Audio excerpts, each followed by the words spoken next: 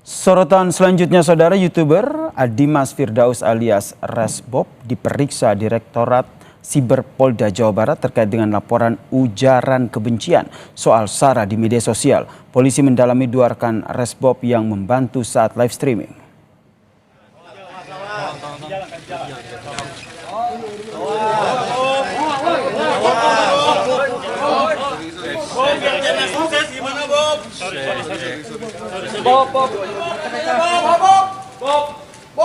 Resbob tiba di gedung Direktorat Siber Polda Jabar malam tadi, saudara. Polisi menjelaskan Resbob sempat kabur dan pengejaran pelaku pun dilakukan sejak hari Jumat setelah adanya laporan ujaran kebencian terkait dengan SARA. Selama pelarian, pelaku Resbob sempat berpindah tempat untuk bersembunyi, mulai dari Surabaya, Surakarta hingga akhirnya ditangkap di Semarang, Jawa Tengah. Resbob dilaporkan oleh supporter Persib Bandung, yakni Persib Viking Club dan juga Aliansi Sunda Ngahiji ke Mapolda Jabar.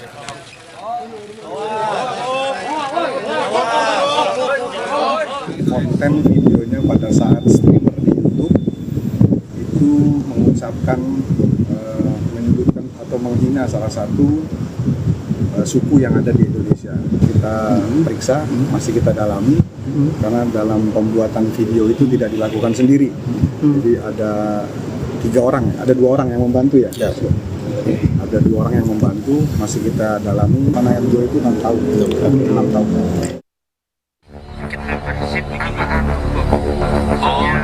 Mohon maaf dunia akhirat, lahir batin yang setulus-tulusnya dan yang sebesar-besarnya semua warga keturunan orang Sunda dimanapun berada. Dan saya janji tidak akan pernah mengulangi hal yang sama lagi.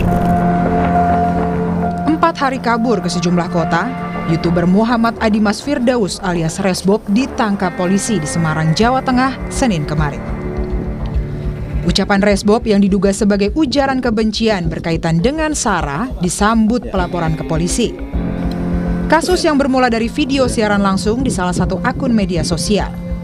Kasus dugaan ujaran kebencian itu telah memunculkan sorotan publik di media sosial. Resbob terancam penjara 6 tahun sesuai pasal 28 ayat 2 Undang-Undang Nomor 1 Tahun 2024 tentang informasi dan transaksi elektronik. Kini Resbob tengah diperiksa sebagai tersangka. Dan tersangka sudah kita tetapkan sejak hari Sabtu kemarin ya. Dengan kesulitan kami mendapatkan informasi ini, kami juga melakukan penyidikan dari saksi-saksi dan kita langsung tetapkan dia sebagai tersangka karena sudah memenuhi unsur pasal dan sebagainya. Ini terkait dengan ujaran kebencian di mana bunyi pasal 45 ayat 2 ini bahwa Undang-Undang Informasi dan Transaksi Elektronik mengatur pidana bagi penyebar konten elektronik yang berisi hasutan kebencian atau permusuhan terhadap kelompok tertentu berdasarkan SARA. YouTuber Resbob sempat mengutarakan permintaan maaf atas perbuatannya yang menyinggung masyarakat. Resbob mengaku menyesali perbuatannya dan berjanji tidak akan mengulanginya kembali. Untuk masyarakat Sunda khususnya yang telah saya buat gaduh dan saya menyesali perbuatan saya tidak akan mengulanginya kembali. Warga Sunda maafin saya menyesali perbuatan saya. Baik. Bak jatuh tertimpa tangga. Resbob juga dijatuhi sanksi oleh kampusnya. Universitas Wijaya Kusuma Surabaya mencabut status kemahasiswaan atau drop out. Rektor Universitas Wijaya Kusuma Surabaya memutuskan untuk menjatuhkan sanksi kepada Muhammad Dimas Firdaus Putra Nasihan berupa pencabutan status sebagai mahasiswa Universitas Wijaya Kusuma Surabaya atau DO.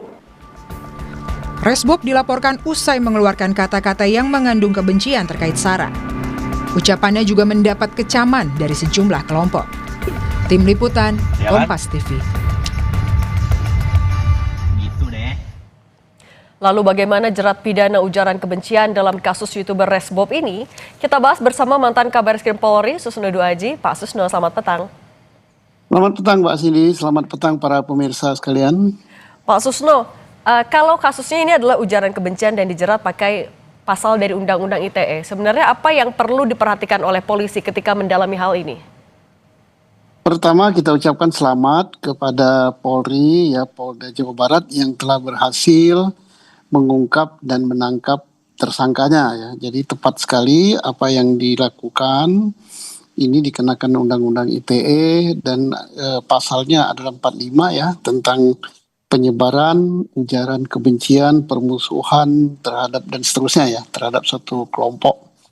Ini sudah tepat, ancaman hukumannya ya cukup lama, 6 tahun ya. Kemudian ini suatu kasus yang sangat bagus sebagai pelajaran untuk semua orang, siapapun yang suka bermain di media sosial ya, baik di YouTube maupun di Facebook, Instagram, dan di X gitu. Ini sangat bagus bahwa kita boleh bebas menyampaikan pendapat, bebas memberikan sesuatu ya di media sosial, tapi janganlah melakukan suatu hal-hal yang mengarah kepada tindak pidana. Kalau ini jelas tindak pidana ya.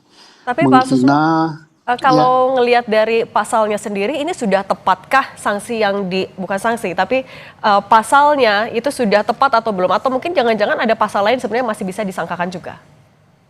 Untuk sementara sudah tepat, karena kan untuk penangkapan, dasar penangkapan dulu, kemudian dasar penahanan, bahwa ancaman hukumannya lebih dari 4 tahun gitu kan. Dan nanti tentunya akan berkembang dalam pemeriksaan, karena yang diperiksa kemarin mungkin baru saksi dan alat buktinya baru berupa rekaman elektronik terhadap posting yang bersangkutan. Nah nantinya setelah dia diperiksa langsung disidik gitu di berita acara, saya yakin akan bisa bertambah lagi pasalnya gitu. Apa dalam konteks kasus ini Pak Susno, apa yang bisa memberatkan dan meringankan tersangka? Yang bisa memberatkan yaitu bahwa tersangka dalam hal ini telah melakukan suatu ujaran kebencian yang dapat memancing suatu kericuhan, kemarahan daripada suatu kaum atau suatu kelompok, ya jelas. Kemudian bisa memberatkan, mestinya yang bersangkutan tahu bahwa akibat daripada postingannya itu akan merendahkan martabat daripada suatu kelompok atau suatu kaum, dan bisa juga mendatangkan suatu permusuhan. Itu jelas memberatkan. Yang berikut lagi memberatkan dia, bahwa dia mestinya bisa berpikir, karena dia adalah seorang mahasiswa gitu yang cukup terpelajar gitu. Mestinya dia tahu jangan sampai hanya untuk tujuan tertentu, misalnya mencari follower, kemudian membuat sesuatu postingan yang menarik perhatian, tapi bukan hanya menarik ini, tapi menimbulkan kemarahan. Ya. Kalau untuk rekannya yang disebut membantu produksi juga, itu akan bisa dijerat pasal dan bahkan jadi tersangka juga nggak Pak Susno? Bisa saja, kalau setelah diperiksa daripada tersangka, kita lihat peran daripada yang membantu apa, apakah turut serta atau membantu atau apa, nanti akan terungkap dari hasil pemeriksaan tersangka ini gitu. Sejauh mana peran yang memberikan bantuan gitu. Dan ancaman hukuman yang bisa dijatuhkan apabila memang bantuan itu signifikan diberikan bisa apa saja Pak? Ya ancamannya sama dengan orang yang melakukan tapi dikurangi sepertiganya gitu. Oke, berarti bisa sama-sama Undang-Undang ITE. Nah kemudian juga Pak Susno, apa yang tidak boleh luput juga? Ini kan yang memberatkannya termasuk juga kan sempat kabur, itu juga pasti akan bisa memberatkan. Dan permintaan maaf juga tidak akan bisa menjadi keringanan juga ya Pak Susno?